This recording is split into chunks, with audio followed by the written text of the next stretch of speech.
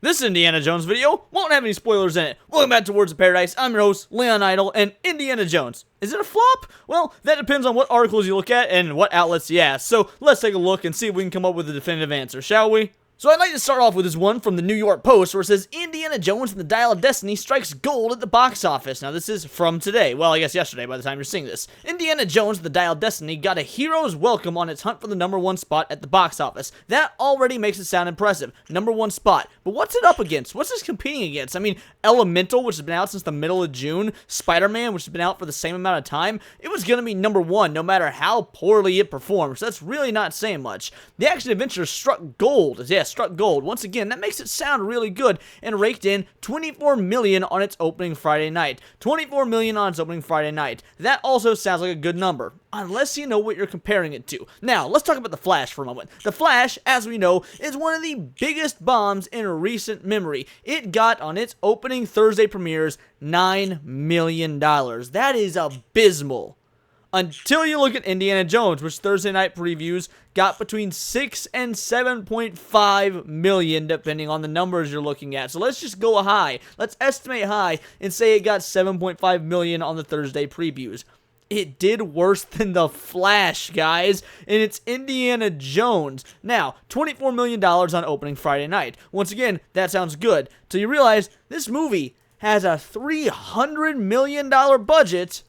And then you still gotta account for marketing, and that doesn't include reshoots as well, which we know there was a ton of. So $24 million, that means they're projecting a $64 to $65 million box office weekend, which again, for a $300 million movie, not accounting for marketing and reshoots or the theater cut, that is not a good look. But they still want to call this striking gold because they don't want to admit that Disney's having a rough time of it. The film stars Harrison Ford in his 5th and final portrayal of archaeologist extraordinaire Jones.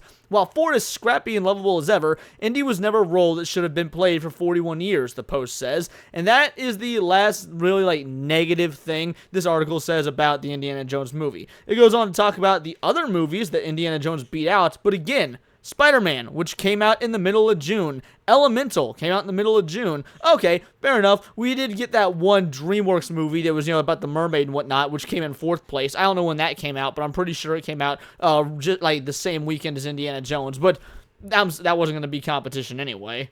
And then last but not least, you had No Hard Feelings, which came out last Friday, and now it raked in $2.25 million for the Friday night numbers. So all in all, Indiana Jones did good in comparison to what it was up against, but what it was up against was absolutely nothing, paltry, abysmal, or things that have already been out for quite a while. So let's not really take what the New York Post has to say, trying to spin these positive box office numbers, strikes gold at the box office. Let's take a look at some other outlets. What does Outkick have to say? New Indiana Jones movie tracking to be box office disaster. That's literally the opposite of what the New York Post is saying. Indiana Jones and the Dial of Destiny is not expected to be a smashing success at the box office. The 5th and final Indiana Jones movie with Harrison Ford premiered with some Thursday showings, and it's now opening wide across the country as of Friday. While it might be Ford's final time as Indy, it doesn't appear fans are too amped up to rush to theaters. The film's Thursday night earnings are expected to fall between $6 million and $7.5 million, which again, this article is from the day before yesterday, so those numbers weren't final yet. It is about $7.5 million for the Thursday numbers if the sources are to be believed.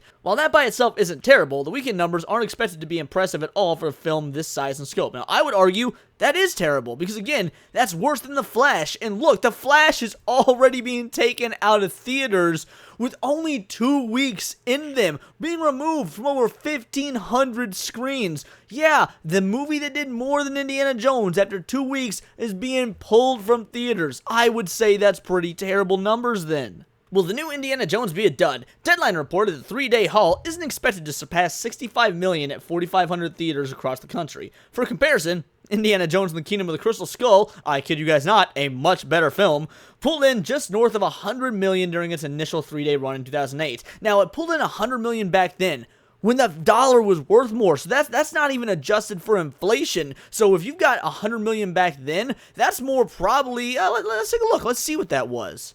Okay, so it doesn't let us put in $100 million. It says nothing more than, nothing higher than $10 million. But still, let's do the math at $100. $100, you see, is worth $180 now. So if you, multiply that by a million, which would be the easy math, you would have $180 $80 million. Literally, the film made $200 million effectively, if you're rounding, in which you would do for obvious reasons, in its opening weekend, whereas this film couldn't even make $65 million if the box office tracking is correct.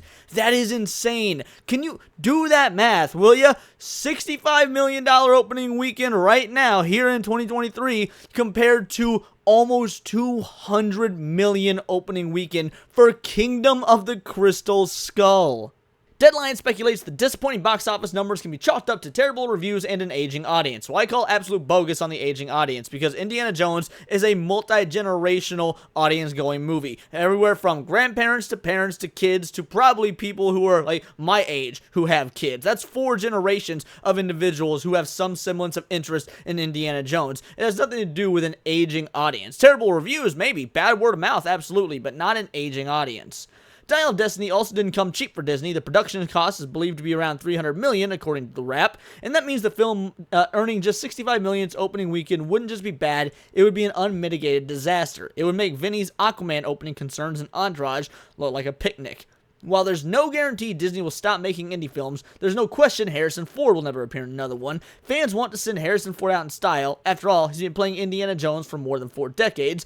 The adventure-seeking archaeologist, one of the most famous, yeah, we get that. Okay, that was the end of it anyway. And then there's one more article, this time from the AV Club. Indiana Jones dials U for underwhelming box office. Now, the AV Club, again, this is a pretty left-leaning article, or at least they used to be a pretty left-leaning outlet, I should say. Not the type that would ever go against Papa Disney, but here they are. The latest Disney release to underperform this summer whips up $24 million at the Friday box office. Indiana Jones and the Dial of Disney, Disney's latest attempt at dredging the IP swamps for the most recognizable character the studio could build a volume stage around, isn't the artifact of box office hope that the House of Mouse expected. Whipping up $24 million in the domestic ticket sales, Variety projects the movie will fall somewhere in the $60 million range over the weekend, which is about as well as The Flash. Again, they're making comparisons to The Flash like I did earlier. Not a glowing way to compare a movie. Like, again, it's getting pulled from theaters after only being in them for those weeks, give or take. Maybe 3 weeks, whatever. Point is, not near as long as the average movie stays in theaters. Especially big budget tentpoles like superhero movies, Star Wars movies, things like that. While many viewers may be saving the fireworks display for D.H. Harrison Ford for the 4th of July, these projections reflect the opinion many have had since the film's Cannes premiere. Indiana Jones belongs in a museum. In May, critics first turned to the Dial of Destiny at France's most famous film festival, though many expressed the polite opinion of, sure, we guess that'll do. The movie received its obligatory Cannes 5-minute standing ovation, which, let's be honest, was really for Harrison Ford, not for the film itself. Mixed reviews followed, and after the B+ cinema score has anything to say versus the A- freaking Ruby Gillman Teenage Kraken received, that's the movie I couldn't remember the name of by DreamWorks, audiences aren't digging the Dial of Destiny as much as many hoped, at least not at the levels that audiences should for a movie that costs a reported $295 million and features the words Indiana Jones in the title. However, it's not like CinemaScore means anything. DreamWorks likely assumed they would take a bath on Kraken considering they opened against Jones in its 4,600 theaters, but Variety reports Teenage Kraken doesn't have any hope to recoup its $70 million production budget either. So it's not just happening in Indiana Jones. However, Kraken having a $70 million budget and Indiana Jones having a $300 million budget, DreamWorks is definitely coming out of this with the lighter load. So what happened? Superhero fatigue, bad trailers, audiences still burned after they helped Indiana Jones' Kingdom of the Crystal Skull gross nearly $800 million at the worldwide box office? It's hard to say because Disney hasn't had a bona fide hit that didn't require an asterisk this year. They are calling out Disney, which more people need to do. Disney is just a maniacal, disruptive, destructive company at this point that does not care about us fans, and even articles like, or outlets like the AV Club are calling them out. What does that say? These people used to be in the pocket of the House of Mauschwitz. It speaks to a downturn in excitement for Disney's never-ending intellectual property parade. The last season of The Mandalorian came and went. Quantumania hit with a thud. Elemental is another box office bust for Pixar. The Little Mermaid is bottoming out below all other live-action remakes except Dumbo. They're even talking about The Little Mermaid. And Secret Invasion is also on television. I mean, yeah, they can't even get you hyped up for the current MCU show. Even the Disney stuff people like, such as Guardians of the Galaxy Volume 3 and Andor, don't seem to leave much of an impression. For example, Guardians did half as much business as Chris Pratt's other 2023 hit, the Mario Bros. Movie. Keep in mind, this is Disney's problem because recognizable IP is what people crave. Sony's Across the Spider-Verse is shaping up to be the movie of the summer. Universal's billion-dollar grosser Super Mario Bros. Is still this year's biggest hit, and despite The Flash stumbling, the hype around Warner Bros. Barbie is very real. All of these things are true. Maybe it's time, and we mean this constructively as possible, for Disney to turn off the sequel, remake, and reboot fire hose and try something different. But no, to be fair, Elemental tried something different, and that's also getting the shaft. People are just tired of Disney. But who knows, maybe a Haunted Mansion reboot will turn it all around. I mean, guys, if these articles didn't convince you that this film is going to be a flop, and then, of course, my glorious commentary adding to it for what the articles missed, I don't know what will. I don't know where the New York Post gets off outright lying about them striking gold at the box office. I mean, it's very obvious that there are some shills out there that are still bought and paid for, that Disney does still have in their pocket, because no one could try and spend a $24 million Friday for Disney, some flash-looking numbers, as a positive, but they did it by saying it's #1 at the box office. Yeah, that's factually correct. That being said, if I put out a movie right now, it's the only movie at the box office that day, and it makes $10, it's still the #1 movie at the box office. People aren't that dumb, New York Post. I really hope this movie bombs. I hope nobody sees this film. I'm sad enough that I had to put up with seeing it. You know, thankfully, internet high seas are amazing. But I want to know what you think. Let me know in the comments below, or let me know on Twitter, where you can find me at Bolt the Word. And please do subscribe either here or on Rumble. I definitely need to start promoting my Rumble more. I am a nerdy news channel. I cover nerdy news every day. Not always about movies, but also anime, video games, Magic the Gathering, you name it. It's all here in the Nerdosphere. And this has been Words of Paradise.